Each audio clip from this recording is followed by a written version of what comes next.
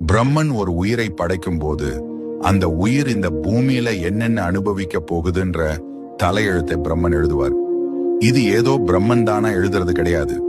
அந்த உயிர் முற்பிறவியில செஞ்ச நல்ல வினைகள் மற்றும் தீய வினைகளை கர்ம பலன் கணக்குல வச்சுதான் அந்த பிரம்ம லிபி எழுதப்படுது.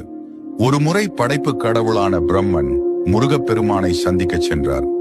அப்போது சிறுவனாக இருந்த முருகப்பெருமான் பிரம்மனிடம், நீர் படைப்பு தொழில் செய்கிறீரே, உமக்கு அதன் மூல மந்திரமான ஓம் என்ற பிரணவத்தின் பொருள் தெரியுமா என்று கேட்டார். படைப்பு கடவுளுக்கே அந்த ரகசியம் தெரியவில்லை. இதனால் கோபமடைந்த முருகன் பிரம்மனை சிறையில் அடைத்தார். பிரம்மன் சிறையில் இருந்த காலத்தில் உலகை படைக்கும் பொறுப்பை முருகப்பெருமானே ஏற்றார். அவர் உயிர்களை படைக்கும் போது ஒரு விசித்திரமான முறையை கையாண்டார்.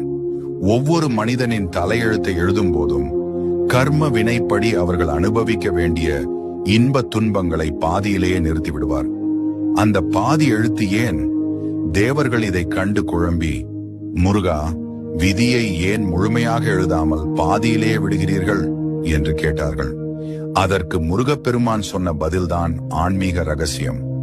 நான் விதியை முழுமையாக எழுதிவிட்டால் அந்த விதிக்கு நானே கட்டுப்பட வேண்டி வரும். ஆனால் நான் சில இடங்களை காலியாக விட்டுவிட்டால் என் பக்தன் கஷ்டப்படும் போது என்னிடம் வந்து முருகா என்று தஞ்சம் புகுவான். அவன் அப்படி சரணடையும் போது அந்த வெற்றிடத்தில் அவனுக்கு தேவையான நன்மைகளையும் அருளையும் நானே என் கையால் எழுதலாம் அல்லவா? அதற்காகத்தான் இந்த இடைவெளி. சிறையில் இருந்து விடுதலையான பிரம்மனுக்கு இந்த ரகசியம் தெரிந்தது.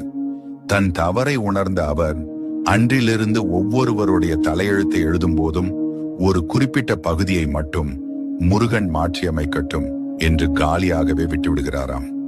அதனாலதான் பிரம்மன் எழுதின விதியை அந்த பரமசிவனே மாற்ற முடியாது என்றாலும் முருகப்பெருமான் நினைத்தால் மாற்றுவார் அப்படிங்கிற நம்பிக்கை உருவானது.